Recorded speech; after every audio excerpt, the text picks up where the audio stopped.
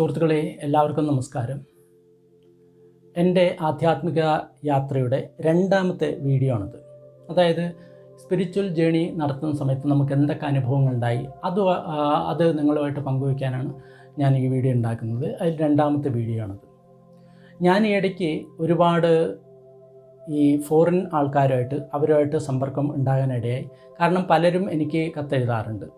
അപ്പോൾ അതിൽ ഒരു വ്യക്തി എഴുതിയിട്ടുള്ള കാര്യമാണ്, നിത്യാനന്ദ എന്ന് പറയുന്ന ഒരു ദൈവം ഇവിടെ ഉണ്ടായിരുന്നു, നേരത്തെ ആൾ ദൈവം. അപ്പോൾ അദ്ദേഹം പറയുന്നത്, നിങ്ങൾ ഏകദേശം 10,000 യൂറോ, അതായത് ഏകദേശം ഒരു 6 ലക്ഷം രൂപയ്ക്ക് വരുന്നു തോന്നുന്നു, ഈ രൂപ കൊടുത്തു കഴിഞ്ഞ് കഴിഞ്ഞാൽ നിങ്ങളുടെ ഉള്ളിലെ നിങ്ങളുടെ ഉള്ളിലെ ശക്തി നിങ്ങളെ ഉണർത്തും. അതായത് നിങ്ങൾക്ക് ദിവ്യദൃഷ്ടി ലഭിക്കും എന്നാണ് അദ്ദേഹം പറഞ്ഞിട്ടുള്ളത്. ആ ദിവ്യദൃഷ്ടിയെ ഉണർത്താൻ വേണ്ടി നിങ്ങൾ 10,000 യൂറോ കൊടുക്കണം എന്നാണ് പറഞ്ഞിട്ടുള്ളത്. അപ്പോൾ അവരെല്ലാം അതിൽ വളരെയധികം വിശ്വാസം ഉണ്ടായിരുന്നു. കാരണം ചില വീഡിയോ ഇങ്ങനെ പ്രചരിക്കുന്നുണ്ടായിരുന്നു, കണ്ണടിച്ചതിന് ശേഷം ഒരു കുട്ടി ഏതൊക്കെ പേജാണ്, ആ പേജിൽ എന്തൊക്കെയുണ്ട് എന്നൊക്കെ ദിവ്യദൃഷ്ടി കൊണ്ട് കാണുന്ന ചില കാര്യങ്ങളൊക്കെ അവിടെ വരുന്നുണ്ടായിരുന്നു. അപ്പോൾ ഇതിൽ അന്ധമായിട്ടുള്ള വിശ്വസിച്ചുണ്ടായിരുന്നു. ആ വ്യക്തി പറഞ്ഞു, തീർച്ചയായിട്ടും നമ്മൾ എത്ര യൂറോ കൊടുത്തു കഴിഞ്ഞാൽ നമ്മുടെ ഈ സംഗതി ഉണരുകയെന്ന് പറഞ്ഞു. അപ്പോൾ ഞാൻ അദ്ദേഹത്തിനോട് പറഞ്ഞു, സുഹൃത്തുക്കളെ, ഇതെല്ലാം തട്ടിപ്പാണ്, ഇതിലൊന്നും ഒരു കാര്യമില്ല. മറ്റൊരു വ്യക്തിക്ക് നിങ്ങളുടെ ഊർജ്ജം ഇങ്ങനെ ഉണർത്താനുള്ള കാര്യങ്ങളൊന്നുമില്ല. അതായത് എല്ലാവരും പറയുന്നു ഒരു തിരി കൊണ്ട് വേറൊരു തിരി ഇങ്ങനെ കൊളുത്താമെന്നൊക്കെയാണ് പറയുന്നത്.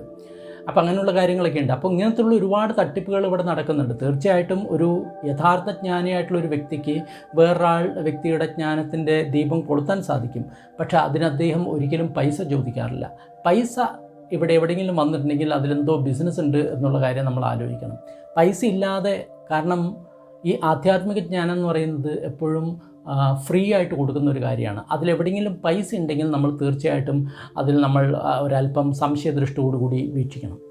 അപ്പോൾ ഈ ആധ്യാത്മിക ജേണിയിൽ ഞാൻ ഒരുപാട് സ്ഥാപനങ്ങളായിട്ട് എനിക്ക് സമ്പർക്കം ഉണ്ടായിട്ടുണ്ട്.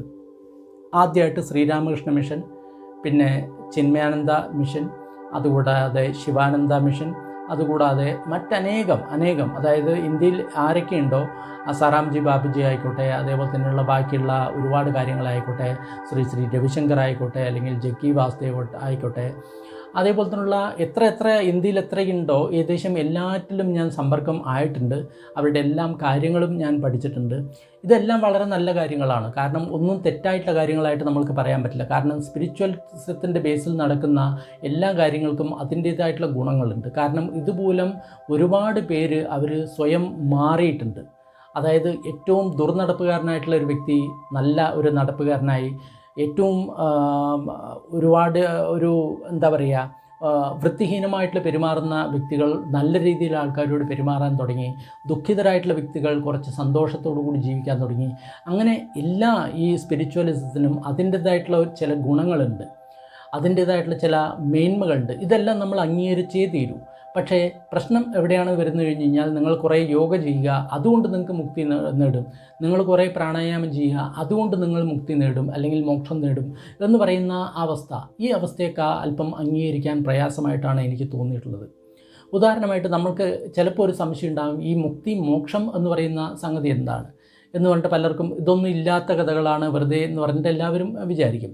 പക്ഷെ ഒന്ന് നോക്കുക, നമ്മുടെ മനസ്സിൻ്റെ വികാരങ്ങളിൽ നിന്ന് നമുക്ക് മുക്തി നേടുക. അതായത് മനസ്സിന് എപ്പോഴും രാഗദ്വേഷം മോഹങ്ങൾ ഉള്ള ആ മനസ്സിൻ്റെ ആ അവസ്ഥയിൽ നമ്മൾ വെളിയിൽ വരിക, ഇതിന് വേണമെങ്കിൽ നമുക്ക് മുക്തി എന്ന് പറയാം.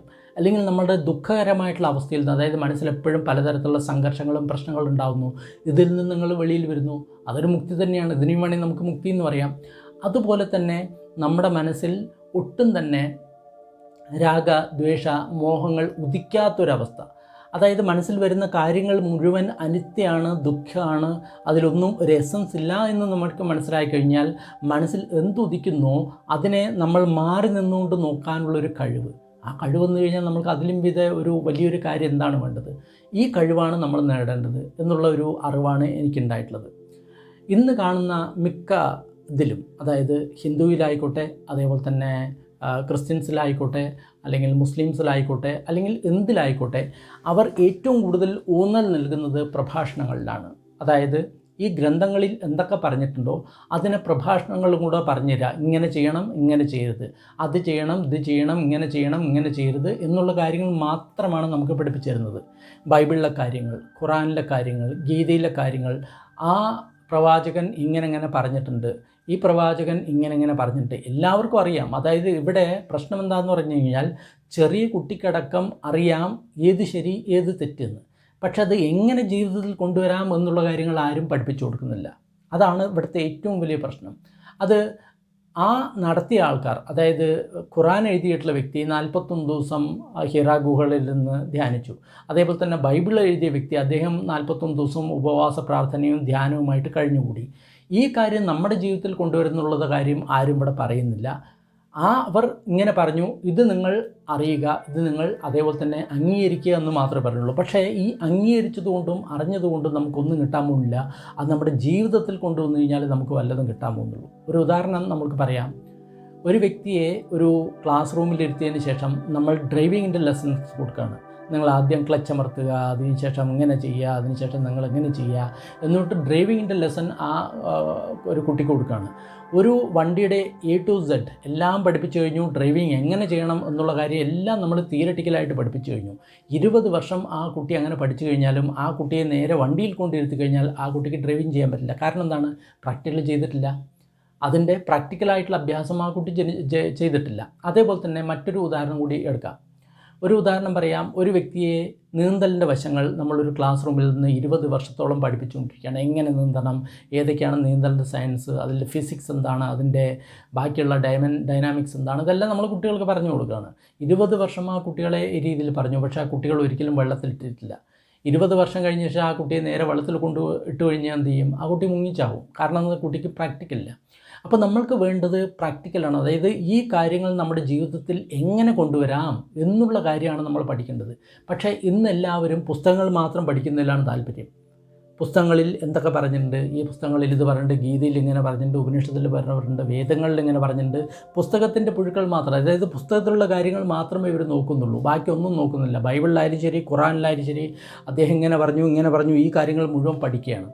ഈ പഠിക്കുന്നത് കൊണ്ട് നമ്മൾക്ക് ഈ പഠിച്ച ഒരു അറിവ് മാത്രമേ ഉണ്ടാവുള്ളൂ. പക്ഷേ ഈ പഠിച്ച അറിവിനെ എങ്ങനെ ജീവിതത്തിൽ കൊണ്ടുവരുന്ന കാര്യം നമ്മൾ പഠിച്ചിട്ടില്ല. കാരണം 3 അറിവുണ്ട്. ഒന്ന് വാക്യസത്യം. വാക്യസത്യം എന്ന് പറഞ്ഞ സമയത്ത് പുസ്തകം വായിച്ചിട്ടുള്ള ആ വാക്യം മാത്രം സത്യം എന്നുള്ള അറിവ്. 2 അനുമാന സത്യം. അനുമാനം എന്ന് പറയുമ്പോൾ നമ്മൾ അനുമാനിക്കണം, ഓക്കെ നമ്മൾ ഇങ്ങനെ നടന്നു കഴിഞ്ഞാൽ ഇങ്ങനെ ഗുണങ്ങൾ ഉണ്ടാവുന്നുള്ള അനുമാനം. 3-മത്തതാണ് പ്രത്യക്ഷ സത്യം. അതായത് നമ്മൾ ഈ അനുമാനത്തെ നമ്മുടെ ജീവിതത്തിൽ കൊണ്ടുവരാനുള്ള പ്രത്യക്ഷമായിട്ടുള്ള സത്യം. അപ്പോൾ ഈ 3 കാര്യങ്ങളും നമ്മുടെ ജീവിതത്തിൽ വന്നു കഴിഞ്ഞ് കഴിഞ്ഞാൽ മാത്രമേ, അതായത് പ്രത്യക്ഷ സത്യം, അതായത് സ്വന്തം അനുഭവത്തിൽ വന്ന കാര്യം മാത്രമേ നമുക്ക് ഈ കാര്യങ്ങളെ വിശ്വസിക്കാൻ സാധിക്കുള്ളൂ. പക്ഷേ ഇവിടെ അനുഭവത്തിൽ വരുന്നില്ല, വെറും പഠിക്കൽ മാത്രമാണ്, കേൾക്കൽ മാത്രമാണ്. അപ്പോൾ സുഹൃത്തുക്കളെ, ഈ വെറും പഠിക്കൽ കൊണ്ടും കേൾക്കുന്നതുകൊണ്ടും നമ്മൾക്കൊന്നും തന്നെ നമുക്ക് ലഭിക്കില്ല. നമ്മൾ അനുഭവിക്കണം. അതായത് ബ്രഹ്മമുണ്ട് എന്ന് പറയുന്നു, അല്ലെങ്കിൽ ഈശ്വരൻ ഉണ്ട് എന്ന് പറയുന്നു. ആ ഈശ്വരനെ നമ്മൾ അനുഭവിക്കണം. അതിനെ നമ്മൾ കേട്ടതുകൊണ്ട് മാത്രമായില്ല, അതിനെ അനുഭവിക്കണം. മായയുണ്ട്, എല്ലാം അനിത്യമാണ്, ദുഃഖമാണ്, അനാത്മകമാണെന്ന് പറയുന്നു. പക്ഷേ എന്താണ് ദുഃഖം, എന്താണ് അനിത്യം, എന്താണ് അനാത്മകം എന്നുള്ളത് നമ്മുടെ അനുഭവത്തിലൂടെ നമ്മൾ തിരിച്ചറിഞ്ഞു കഴിഞ്ഞാൽ മാത്രമേ അതുകൊണ്ട് ഗുണമുണ്ടാവുള്ളൂ. അല്ലെങ്കിൽ പുസ്തകം പഠിച്ചിട്ട് യാതൊരു ഗുണമില്ല. അതേപോലെ തന്നെ ഞാൻ ഇന്നേ വരെ പഠിച്ചിട്ടുള്ള കാര്യങ്ങളിൽ എനിക്ക് മനസ്സിലായിട്ടുള്ള കാര്യങ്ങൾ ഈ കാര്യങ്ങളാണ്. ഒന്നാമത്, നമ്മുടെ സ്വഭാവം അല്ലെങ്കിൽ നമ്മുടെ ആചരണം ശുദ്ധമാവണം. അതായത് നമ്മൾ ഒരു വ്യക്തിയാണ്, നമ്മൾ ഏത് സമ്പ്രദായത്തിലായിക്കോട്ടെ, എന്തോ ആയിക്കോട്ടെ, നമ്മുടെ ആചരണം ദൂഷിച്ചതാണെങ്കിൽ നമ്മൾക്ക് ആ മതങ്ങൾ കൊണ്ട് നമുക്ക് യാതൊരു പ്രയോജനമില്ല. അതായത് ഞാൻ ഏത് മതത്തിലാണെങ്കിലും ശരി, ഞാൻ ജീവികളെ ഹിംസിക്കുകയാണ്, കൊല്ലുകയാണ്, ആൾക്കാരെയായാലും ശരി അല്ലെങ്കിൽ ബാക്കിയുള്ള ജീവജാലങ്ങളെയാണെങ്കിലും ശരി, എനിക്ക് ആ മതവുമായിട്ട് യാതൊരു ബന്ധവുമില്ല. കാരണം മതം എന്ന് പറയുന്നത് എപ്പോഴും ശാന്തി സമാധാനത്തെയാണ് നമ്മൾക്ക് പറഞ്ഞു തരാൻ ആഗ്രഹിക്കുന്നത്. പക്ഷേ എനിക്കതിന് താല്പര്യമില്ല. ഞാൻ പുസ്തകങ്ങൾ മാത്രം പഠിക്കാൻ താല്പര്യപ്പെടുന്നു, ദൈവത്തെ സന്തോഷിപ്പിക്കാൻ മാത്രം താല്പര്യപ്പെടുന്നു. അതിന് പോയതിന് ശേഷം ഞാൻ ആടുകളെ വെട്ടുന്നു, മാടുകളെ വെട്ടുന്നു, കോഴികളെ വെട്ടുന്നു എങ്കിൽ ആ കരുണാമയനായിട്ടുള്ള ദൈവത്തിനോട് ചെയ്യുന്ന നീതിയല്ല അത്. അതിലാദ്യമായിട്ട് നമ്മൾ ചെയ്യേണ്ടതെന്ന് പറഞ്ഞാൽ നമ്മുടെ ആചരണം. നമ്മളൊരു ജീവികളും ഹിംസിക്കരുത്. ഏതെങ്കിലും ഒരു മതത്തിൽ ഹിംസ വന്നു കഴിഞ്ഞാൽ അവിടെ എന്തോ പ്രശ്നമുണ്ടെന്നുള്ള കാര്യം നമ്മൾ മനസ്സിലാക്കണം. കൊല്ലൽ വന്നു കഴിഞ്ഞാൽ അവിടെ എന്തോ പ്രശ്നമുണ്ട്. അടുത്തതാണ്, നമ്മൾ മോഷ്ടിക്കുകയാണ്, ബാക്കിയുള്ളവരുടെ ധനം മോഷ്ടിക്കുകയാണ്, ബാക്കിയുള്ള കാര്യങ്ങൾ മോഷ്ടിക്കുകയാണെങ്കിൽ ഒരു മതങ്ങളും മോഷ്ടിക്കാൻ പറയില്ല. മോഷ്ടിക്കാൻ ഏതെങ്കിലും മതങ്ങൾ പറയുകയാണെങ്കിൽ അവിടെ എന്തോ മതങ്ങളിൽ എന്തോ പെശകുണ്ട്. അതേപോലെ തന്നെ ഒരു മതവും നിങ്ങളോട് വ്യഭിചാരം ചെയ്യാൻ പറയില്ല. നിങ്ങളോട് ബാക്കിയുള്ളവരോട് പോയിട്ട് നിങ്ങൾ അവരുടെ ഈ രീതിയിൽ വ്യഭിചാരം ചെയ്യണമെന്ന് ഒരു മതവും പറയില്ല. അങ്ങനെ ഏതെങ്കിലും മതങ്ങൾ പറയുന്നുണ്ടെങ്കിൽ ആ മതത്തിൽ എന്തോ പ്രശ്നമുണ്ട്. അതേപോലെ തന്നെ ഒരു മതവും നിങ്ങളോട് നുണ പറയാൻ പാടില്ല. നുണ പറയുന്നുണ്ടെങ്കിൽ ആ മതത്തിൽ എന്തോ പ്രശ്നങ്ങളുണ്ട്. അതേപോലെ തന്നെ ഒരു മതവും നിങ്ങളോട് ലഹരി പദാർത്ഥങ്ങൾ ഉപയോഗിക്കാൻ പറയില്ല. ആ ഉപയോഗിക്കാൻ പറയുന്നുണ്ടെങ്കിൽ ആ മതത്തിന് എന്തോ പ്രശ്നമുണ്ട്. അപ്പോൾ എല്ലാം നല്ലതാണ്, മതം നല്ലതാണ്, പക്ഷെ അവിടെ ഹിംസ നടന്നുകൊണ്ടിരിക്കുകയാണ്. ധാരാളം കൊല്ലലുണ്ട്. ഉള്ള മൃഗങ്ങളെയും അതേപോലെ തന്നെ പക്ഷികളെയും എല്ലാറ്റിനെയും നിർദാക്ഷിണ്യം കൊല്ലുകയാണ്. കൊന്നതിന് ശേഷം മുകളിൽ നോക്കി കരുണാമയായിട്ടുള്ള പിതാവേ ഞങ്ങളോട് ക്ഷമിക്കണമേ, ഞങ്ങളുടെ തെറ്റുകളോട് ക്ഷമിക്കണമേ എന്ന് പറയുന്ന ആ ഒരു മാനസിക അത് ശരിയായിട്ടുള്ള മനോവ്യാപാരമല്ല. കാരണം ഒരു പ്രാണിയുടെ ജീവൻ അത് സ്വന്തം ജീവന് തുല്യം എന്ന് പറയാനുള്ള ഒരു ശേഷി മനുഷ്യന് വന്നിട്ടില്ല എന്നുള്ളതാണ്. അങ്ങനെയെങ്കിൽ ആ മതത്തിന് എന്തോ പ്രശ്നമുണ്ട്. ഇത് ഒന്നാമത്തെ കാര്യം. അതായത് നമ്മുടെ ആചരണം ശരിയാവണം. രണ്ടാമത്തെന്ന് പറയുന്ന സമയത്ത് നമ്മൾ നമ്മുടെ ഉള്ളിലേക്ക് തന്നെ നോക്കുന്ന കാര്യമാണ് ശരിയായിട്ടുള്ള മതം. അതായത് എങ്ങനെയാണ് നമ്മുടെ ശരീരം നടക്കുന്നത്, എങ്ങനെയാണ് ഈ മനസ്സ് നടക്കുന്നത്, പ്രശ്നങ്ങൾ എവിടെയാണ് ഉണ്ടാവുന്നത്, എവിടെയാണ് നമ്മൾ തെറ്റിലേക്ക് വഴുതി വീഴുന്നത് എന്നറിയാൻ വേണ്ടിയിട്ട് നമ്മുടെ മനസ്സിനെ ഉള്ളിലേക്ക് നീക്കാൻ ഏതെങ്കിലും മതങ്ങൾ ശ്രമിക്കുകയാണെങ്കിൽ അത് ശരിയായിട്ടുള്ള മതമാണ്. അതായത് ധ്യാനിക്കാൻ പഠിപ്പിക്കുന്ന മതങ്ങൾ ശരിയായിട്ടുള്ള മതങ്ങളാണ്. ധ്യാനിപ്പിക്കാൻ പറയുന്നില്ല, നിങ്ങളോട് കാര്യങ്ങൾ മാത്രമേ പറയുള്ളൂ, നിങ്ങൾ ഈ കാര്യം ചെയ്യുക, ആ കാര്യം ചെയ്യുക, ഘോരം പ്രഭാഷണം ചെയ്യുകയാണ് ബാക്കിയുള്ള കാര്യമാണെങ്കിൽ എന്തെങ്കിൽ ആ മതങ്ങളിൽ എന്തോ തെറ്റുണ്ട്. അതുകൂടാതെ ഈ ഗ്രന്ഥങ്ങളിൽ പറഞ്ഞിട്ടുള്ള കാര്യം നമ്മുടെ സ്വന്തം അനുഭവത്തിൽ വരാൻ, അതായത് അനുഭവം കൊണ്ട് ഈ കാര്യങ്ങളെ മനസ്സിലാക്കാൻ നമ്മളെ പഠിപ്പിക്കുന്ന മതങ്ങൾ ശരിയായിട്ടുള്ള മതങ്ങളാണ്. അതായത് മായ ഉണ്ട് എന്ന് പറയുന്നു. ഈ മായയെ നമ്മൾ സ്വയം അനുഭവിച്ചിട്ടുണ്ടോ, നമ്മുടെ സ്വന്തം ഉള്ളിൽ അനുഭവിച്ചിട്ടുണ്ടോ? അതേപോലെ തന്നെ ദുഃഖമാണ് എല്ലാ കാര്യം എന്ന് പറയുന്നു. അപ്പോൾ നമ്മുടെ ഉള്ളിൽ ആ സ്വന്തം ദുഃഖത്തെപ്പറ്റി നമ്മൾ അനുഭവിച്ചിട്ടുണ്ടോ? ഈ കാര്യങ്ങളൊക്കെ നോക്കണം. അപ്പോൾ ഇത്രയെല്ലാം നോക്കിക്കഴിഞ്ഞാൽ ഇതിനെ പറ്റിയിട്ടുള്ള ഏകദേശം ഒരു വിവരണം നമുക്ക് കിട്ടുന്നതാണ്. അപ്പോൾ ഞാൻ ഇതിലെല്ലാറ്റിലൂടെയും പോയി, പക്ഷേ എനിക്ക് കുറച്ചോ നന്നതായിട്ട് തോന്നിയിട്ടുള്ളത് വിപശ്യന ധ്യാനം മാത്രമാണ്. കാരണം ഇതിലെല്ലാം പോയിട്ടും ഞാൻ ആ സമയത്ത് അതെല്ലാം ശരിയാണെന്ന് വിശ്വസിച്ചു. പക്ഷേ അതിലെ കുറവുകൾ എനിക്ക് മനസ്സിലായത് വിപശ്യന ധ്യാനത്തിൽ പോയപ്പോഴാണ്. അത് വളരെ നല്ലൊരു അനുഭവമായിരുന്നു. കാരണം 10 ദിവസത്തെ വിപശ്യന ധ്യാനം, അതിൽ കാര്യങ്ങളെല്ലാം വളരെ വ്യക്തമായിട്ട് അദ്ദേഹം പറയുന്നുണ്ട്. SN ഗോയങ്കാജി അദ്ദേഹം വളരെ വ്യക്തമായിട്ട് പറയുന്നുണ്ട്. ഇന്ന കാര്യങ്ങളാണ് ഒരു സമ്പ്രദായത്തിൽ ഉണ്ടാവേണ്ടത്, ഇന്ന കാര്യങ്ങളാണ് നമ്മൾ ചെയ്യേണ്ടതുകൊണ്ട് 10 ദിവസം നമ്മൾ മൗനമായിട്ടിരുന്നിട്ട് ധ്യാനിക്കുകയാണ്. അപ്പോൾ ധ്യാനിക്കുന്ന സമയത്ത് നമ്മൾക്ക് നമ്മുടെ മനസ്സിനെക്കുറിച്ചും അതേപോലെ തന്നെ ശരീരത്തിനെക്കുറിച്ചും അതേപോലെയുള്ള ഒരുപാട് കാര്യങ്ങൾ നമ്മൾക്കത് മനസ്സിലാവുന്നുണ്ട്. ഈ കാര്യം വളരെ നല്ലതാണ്. അതിനുശേഷം ഞാൻ വീണ്ടും പഠിച്ചതിന് ശേഷം എനിക്ക് ഒരു കാര്യം മനസ്സിലായി. അതായത് ബുദ്ധൻ്റെ കാര്യങ്ങൾ, അതായത് ബുദ്ധൻ പഠിപ്പിച്ചിട്ടുള്ള കാര്യങ്ങൾ വളരെ സയൻറ്റിഫിക്കാണ്. അതിന് ഒരു മതങ്ങളുമായിട്ടും യാതൊരു ബന്ധവുമില്ല.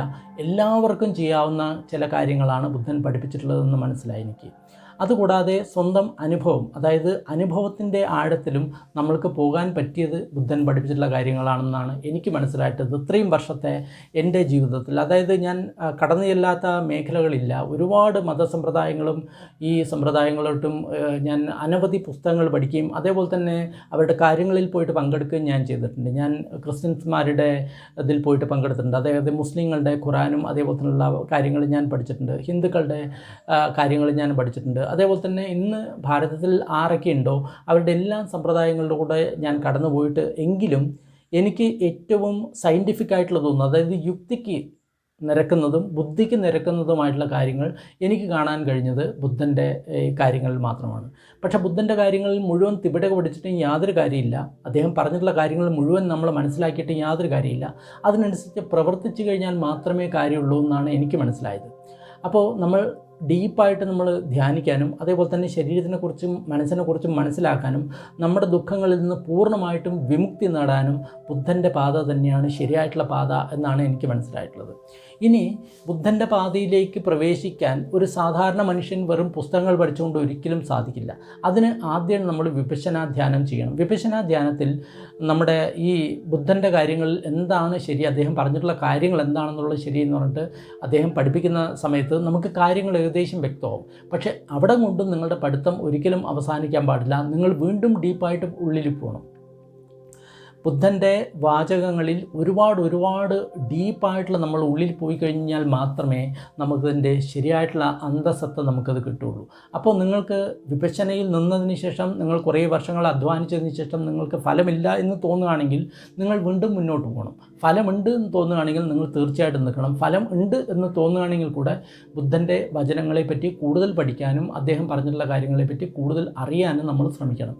അങ്ങനെ ശ്രമിച്ചു കഴിഞ്ഞാൽ നമുക്ക് തീർച്ചയായിട്ടും നമുക്ക് നല്ല ഇതുണ്ടാവും. ഞാൻ ഒരുപാട് ആശ്രമങ്ങളിൽ പോയിട്ടുണ്ട്. ഞാൻ ഇവിടെ പല സ്ഥലങ്ങളിലും, അതായത് മധുര, വൃന്ദാവൻ, അതേപോലെ തന്നെ ഋഷികേശ്, ഹരിദ്വാർ, ഇവിടെ എല്ലാം ഞാൻ പോയിട്ടുണ്ട്. പല ഘട്ടങ്ങളിലായിട്ട് ഞാൻ പോയിട്ടുണ്ട്. ഇവിടെ പോകുന്നിടത്തെല്ലാം ഞാൻ എന്തെങ്കിലും കിട്ടും എന്ന് പ്രതീക്ഷിച്ചിട്ടാണ് ഞാൻ പോയിട്ടുള്ളത്. അതായത് അവിടെ പോയിട്ട് എന്തെങ്കിലും അറിവ് കിട്ടും എന്നുള്ള കാര്യങ്ങളിൽ ഞാൻ പ്രതീക്ഷിച്ചിട്ടാണ് ഞാൻ പോയത്.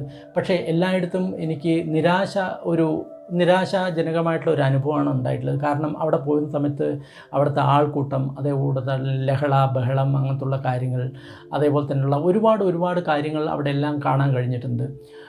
അവിടെ എല്ലാം ഞാൻ പോയിട്ട് നിൽക്കാനും ശ്രമിച്ചിട്ടുണ്ട്. പക്ഷേ സാധാരണ നമ്മൾക്ക് അവിടെ പോയിട്ട് കഴിഞ്ഞ് കഴിഞ്ഞാൽ ഈ കാര്യങ്ങളൊന്നും, ഒരു ശാന്തി സമാധാനം എന്ന് പറയുന്നത് എവിടെയും കിട്ടാൻ ഇല്ലാത്തൊരവസ്ഥയാണ് ഞാൻ കണ്ടിട്ടുള്ളത്.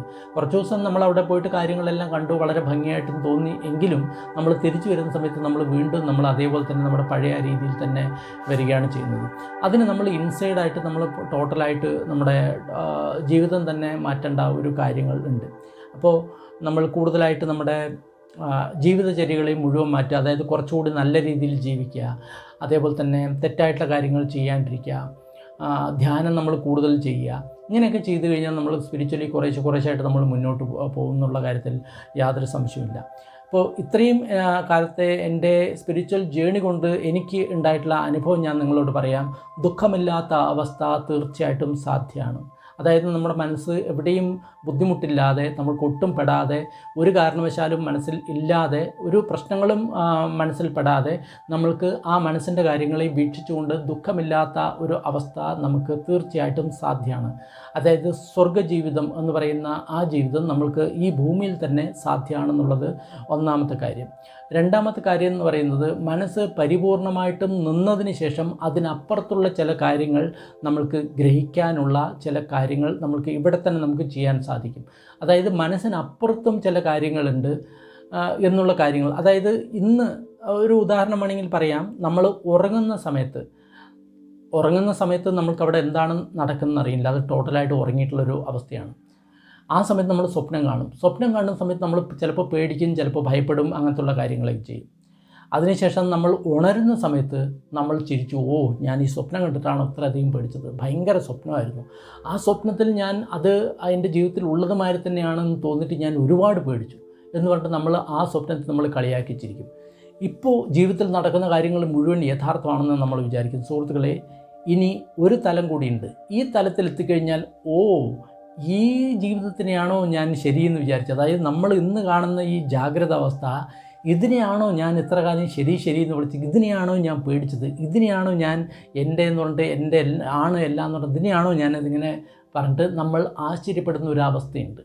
ഈ അവസ്ഥ എന്ന് പറയുന്നത് ശരീരത്തിനും മനസ്സിനെയും അതിക്രമിച്ചിട്ട് പോകുന്ന അവസ്ഥ. ഈ അവസ്ഥയിൽ എത്തിക്കഴിഞ്ഞാൽ നമ്മൾ പറയും, ഞാൻ എന്ന് പറയുന്നത് ഒരു ഈ ന്യൂറോൺസ് എല്ലാം ഫയറിങ് ചെയ്യുന്നുണ്ടല്ലോ നമ്മുടെ ഉള്ളിലെ ടോട്ടൽ ന്യൂറോൺസിൻ്റെ, അതിൻ്റെ എല്ലാം കൂടി ഒരു ആകത്തുക, അതിനെയാണ് ഞാൻ എന്ന് പറയുന്നത്. അല്ലെങ്കിൽ ചെറിയ വൈബ്രേഷൻ, മനസ്സിലെ ചെറിയ വൈബ്രേഷൻ എല്ലാം കൂടി ചേർത്തുള്ള ഞാൻ എന്ന് പറഞ്ഞൊരു ബോധം, ഈ ബോധത്തിനെയാണ് ഞാൻ തെറ്റായിട്ടുള്ള രീതിയിൽ ഞാൻ ഐഡൻറ്റിഫൈ ചെയ്യുന്നത്. അതായത് ഞാൻ എന്ന് പറയുന്ന ആ ഒരു വാക്കിൻ്റെ ഉള്ളിൽ തന്നെ പോയി നോക്കിക്കഴിഞ്ഞാൽ അനേകായിരം പ്രകമ്പനങ്ങൾ ഒരുമിച്ചിട്ട് കൂടിയിട്ടുള്ളൊരു വസ്തുവാണ് ഞാൻ എന്ന് പറയുന്നത്. അതിന് ഓരോന്നിനെ വിഘടിപ്പിച്ച് കഴിഞ്ഞാലും ഓരോ പ്രകമ്പനം വേറെ ആയിട്ടുണ്ടാവും. ഞാൻ എന്ന് പറയുന്ന ആ വസ്തുവിനെ നമ്മൾ ഉള്ളിൽ ചൂഴ്ന്ന് നോക്കുന്ന സമയത്ത് ഞാൻ എന്ന് പറയുന്ന സംഗതി എവിടെയും കാണാൻ പറ്റാത്ത അവസ്ഥ. അതായത് ശരീരത്തെ നമ്മൾ വീക്ഷിച്ച് നോക്കുന്ന സമയത്ത് ശരീരം മുഴുവൻ വെറും വൈബ്രേഷനായിട്ട് മാത്രം കാണുന്ന അവസ്ഥ, തരംഗങ്ങൾ മാത്രമായിട്ട് കാണുന്ന അവസ്ഥ.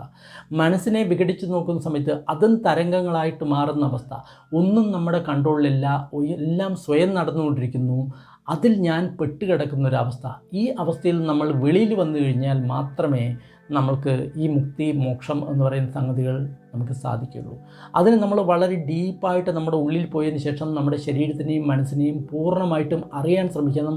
ഡീപ്പായിട്ടുള്ള ധ്യാനത്തിൽ മാത്രം പോയി കഴിഞ്ഞ് കഴിഞ്ഞാൽ മാത്രമേ ഈ ശരീരത്തിൽ എന്താണ് നടക്കുന്നത്, മനസ്സ് എങ്ങനെയാണ് നടക്കുന്നത്, എന്തിനെയാണ് ഈ ഞാൻ എന്ന് പറയുന്നത് എന്നുള്ള കാര്യം നമ്മൾക്ക് വ്യക്തമായിട്ട് മനസ്സിലാവും. അതായത് നമ്മുടെ മനസ്സിൽ നടക്കുന്ന ഓരോ ചിന്തകളെയും അത് ഞാനാണ്, എൻ്റെയാണെന്നുള്ള തെറ്റായിട്ടുള്ള ഒരു അതായത് ഞാൻ തന്നെ ഇല്ല. അതായത് ചിന്തകളെല്ലാം ഒരുമിച്ച് കൂടുന്ന സമയത്ത്, ആ വൈബ്രേഷൻ എല്ലാം ഒരുമിച്ച് കൂടുന്ന സമയത്ത് ഞാൻ ഒരു പ്രതീതി വരുന്നു.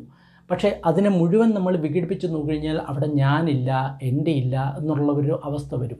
അത് നമ്മൾ ഡീപ്പായിട്ടുള്ള ധ്യാനത്തിലൂടെ നമ്മൾ നേടേണ്ട ഒരു കാര്യമാണ്. നമ്മൾ പുസ്തകം പഠിച്ചിട്ടോ അല്ലെങ്കിൽ ഏതെങ്കിലും പ്രഭാഷണങ്ങൾ കേട്ടിട്ടോ അല്ലെങ്കിൽ ഇതിനെപ്പറ്റി കാര്യമായിട്ട് ചിന്തിച്ചിട്ടോ നേടേണ്ട ഒരു വിഷയമല്ല. ഏതെങ്കിലും യോഗ ചെയ്തിട്ടോ അല്ലെങ്കിൽ ഏതെങ്കിലും തരത്തിലുള്ള പ്രഭാഷണങ്ങൾ കേട്ടിട്ടോ അല്ലെങ്കിൽ തത്വചിന്തകൾ നമ്മുടെ തലയിൽ ഏറ്റുവെച്ചിട്ടോ ഇത് നേടേണ്ട ഒരു കാര്യമല്ല. ഞാൻ ഇത്ര വർഷം മുൻപ് ഞാൻ ഉണ്ടായിരുന്നു അല്ലെങ്കിൽ ഇന്ന കാര്യങ്ങളുണ്ട് എന്ന് പറഞ്ഞിട്ട് ആരെങ്കിലും പറഞ്ഞ് വിശ്വസിച്ചുകൊണ്ട് നേടാവുന്ന ഒരു കാര്യങ്ങളല്ല. ഏതെങ്കിലും ധർമ്മഗ്രന്ഥങ്ങളിലോ അല്ലെങ്കിൽ ഗുരുക്കളോ പറഞ്ഞതുകൊണ്ട് നേടാവുന്ന ഒരു കാര്യമല്ല. ഇത് ഡീപ്പായിട്ടുള്ള ധ്യാനത്തിലൂടെ പോയിട്ട് നേടേണ്ട കാര്യങ്ങളാണ്. പക്ഷേ ഈ ഡീപ്പായിട്ടുള്ള ധ്യാനം എന്ന് പറയുമ്പോൾ ഒരിക്കലും വൺ പോയിൻറ്റഡ് കോൺസെൻട്രേഷൻ ആവരുത്. അതായത് ഏതെങ്കിലും ഒരു സാധനത്തിൽ മാത്രം ശ്രദ്ധ കേന്ദ്രീകരിക്കുന്ന ഒരവസ്ഥയിലായി കഴിഞ്ഞാൽ ഒരിക്കലും നമുക്കിത് കിട്ടില്ല. ഏതെങ്കിലും രൂപത്തിൽ നമ്മൾ ശ്രദ്ധ കേന്ദ്രീകരിക്കുകയാണ്, ഏതെങ്കിലും ഒരു മന്ത്രത്തിൽ നമ്മൾ ശ്രദ്ധ കേന്ദ്രീകരിക്കുകയാണ്, നമ്മൾക്ക് ഈ അവസ്ഥ ഒരിക്കലും കിട്ടില്ല. കാരണം നമ്മൾ കൽപ്പനകളിലാണ് നമ്മുടെ മനസ്സ് അവിടെ വെച്ചിരിക്കുന്നത്, സങ്കല്പങ്ങളിലാണ് നമ്മുടെ മനസ്സ് അവിടെ വെച്ചിരിക്കുന്നത്, യാഥാർത്ഥ്യങ്ങളിലില്ല. യാഥാർത്ഥ്യത്തിൽ മനസ്സ് വെച്ച് കഴിഞ്ഞാൽ മാത്രമേ നമുക്ക് ഈ ശരീരത്തിനെയും മനസ്സിനെയും അതിക്രമിച്ച് പോകാനുള്ള ഒരു കാര്യം ഉണ്ടാവുള്ളൂ. ഇത് വളരെ വിശാലമായിട്ടുള്ള ഒരു സബ്ജക്റ്റാണ്. ഇതിനെപ്പറ്റി ഞാൻ വളരെ ചുരുക്കമായിട്ടേ ഇവിടെ പറഞ്ഞിട്ടുള്ളൂ. ഇതിനേക്കാളും വളരെയധികം വിശാലമായിട്ടുള്ള കാര്യങ്ങളാണ് ഈ കാര്യങ്ങൾ നടക്കുന്നത്.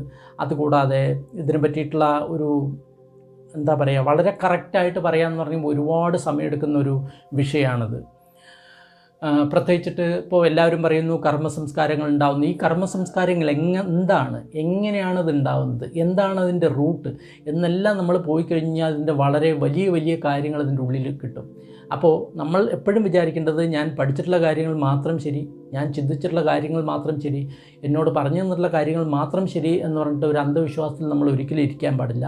നമ്മൾ ഫ്രീ ആയിട്ട്, അതായത് ഒരു സ്വതന്ത്ര ചിന്തകനെ പോലെ അല്ലെങ്കിൽ ഒരു യുക്തിവാദിയെ പോലെ നമ്മൾ ചിന്തിച്ചിട്ട് വേണം ഇതിൽ നമ്മൾ മുന്നോട്ട് നീങ്ങാൻ. എൻ്റെ അഭിപ്രായത്തിൽ ഏറ്റവും വലിയ ആത്മീയവാദി എന്ന് പറയുന്നത് യഥാർത്ഥ യുക്തിവാദിയാണ്. അതായത് സ്വന്തം അനുഭവത്തിൽ വന്ന കാര്യങ്ങൾ മാത്രമേ ഞാൻ വിശ്വസിക്കൂ എന്നുള്ള ആ യുക്തിബോധം, ആ സയൻസിൻ്റെ ബോധം, അതിൽ കൂടെ ഒരു വ്യക്തി നടന്നു കഴിഞ്ഞാൽ മാത്രമേ അവൻ യഥാർത്ഥ സ്പിരിച്വലിസ്റ്റ് ആവുള്ളൂ. അല്ലാതെ ഒരിക്കലും സ്പിരിച്വലിസ്റ്റ് ആവില്ല. ആരെങ്കിലും എന്തെങ്കിലും പറഞ്ഞു അതിനെ നമ്മൾ അന്ധമായിട്ട് വിശ്വസിച്ചു, അവൻ ഒരിക്കലും സ്പിരിച്വലിസ്റ്റിൻ്റെ പാതയിലല്ല, അവൻ തെറ്റായിട്ടുള്ളൊരു പാതയിലാണ്. അപ്പോൾ നമ്മൾ യുക്തിവാദിയായിട്ടുള്ള ഒരു യുക്തിവാദിയുടെ സയൻസിൻ്റെ ബേസിൽ നമ്മൾ ചിന്തിക്കുകയാണെങ്കിൽ, ശാസ്ത്രത്തിൻ്റെ ബേസിൽ നമ്മൾ ചിന്തിക്കുകയാണെങ്കിൽ അവനാണ് യഥാർത്ഥ ആത്മജ്ഞാനി എന്ന് വേണമെങ്കിൽ പറയേണ്ടി വരും. അതായത് നമ്മളെപ്പറ്റി തന്നെ ഗവേഷണം നടത്തുകയാണ്. അതായത് അത് എപ്രകാരമാണോ അപ്രകാരം അറിഞ്ഞു. അതുകൊണ്ട് നമ്മുടെ അനുഭവത്തിൽ വരുന്ന കാര്യത്തിൽ മാത്രമേ നമ്മൾ വിശ്വസിച്ചു കൊണ്ട് നമ്മൾ മുന്നോട്ട് നീങ്ങുകയാണെങ്കിൽ നമ്മൾ യഥാർത്ഥ സ്പിരിച്വൽ ഒരു ജീവിയായിട്ട് മാറും. അല്ലെങ്കിൽ നമ്മളെപ്പോഴും അന്ധവിശ്വാസങ്ങളിൽ വിശ്വസിക്കുന്ന ഒരു ജീവിയായിട്ട് മാറും. അപ്പോൾ അന്ധവിശ്വാസങ്ങൾ ജീവിക്കാതെ നമ്മൾ യഥാർത്ഥ കാര്യങ്ങൾ നമ്മുടെ അനുഭവത്തിൽ അറിഞ്ഞുകൊണ്ട് നമ്മൾ മുന്നോട്ട് നീങ്ങണം. അതാണ് എൻ്റെ അഭിപ്രായത്തിൽ യഥാർത്ഥ സ്പിരിച്വൽ ഇതെന്ന് പറയുന്നത്. അപ്പം ഞാൻ കടന്നു പോയിട്ടുള്ള വഴികൾ എന്നെ ഇതാണ് പഠിപ്പിച്ചിട്ടുള്ളത്. ഒരു കാര്യത്തിൽ അന്ധമായിട്ട് വിശ്വസിക്കരുത്, ഒരു ധർമ്മഗ്രന്ഥങ്ങളിലും വിശ്വസിക്കരുത്. നിങ്ങളുടെ സ്വന്തം അനുഭവത്തിൽ വരുന്നത്, ധർമ്മഗ്രന്ഥങ്ങളിൽ പറയുന്ന കാര്യങ്ങൾ നിങ്ങളുടെ സ്വന്തം ജീവിതത്തിൽ അനുഭവത്തിൽ വന്നാൽ മാത്രമേ വിശ്വസിക്കാവൂ, അല്ലാതെ ഒരു കാര്യവും വിശ്വസിക്കരുത് എന്നാണ് ഞാൻ പഠിച്ചിട്ടുള്ളത്. ഇത്രയാണ് എൻ്റെ സ്പിരിച്വൽ ജേണിയെ പറ്റി ഞാൻ വളരെ സംക്ഷിപ്തമായിട്ടാണ് പറഞ്ഞിരിക്കുന്നത്. ഞാൻ ഇതുവരെ അറിഞ്ഞിട്ടുള്ള കാര്യങ്ങൾ വളരെ സംക്ഷിപ്തമായിട്ട് വളരെ ചുരുക്കിയാണ് പറഞ്ഞിരിക്കുന്നത്. ബാക്കിയുള്ള കാര്യങ്ങൾ ഞാൻ പിന്നീട് പറയുന്നതാണ്. എല്ലാവർക്കും നന്ദി.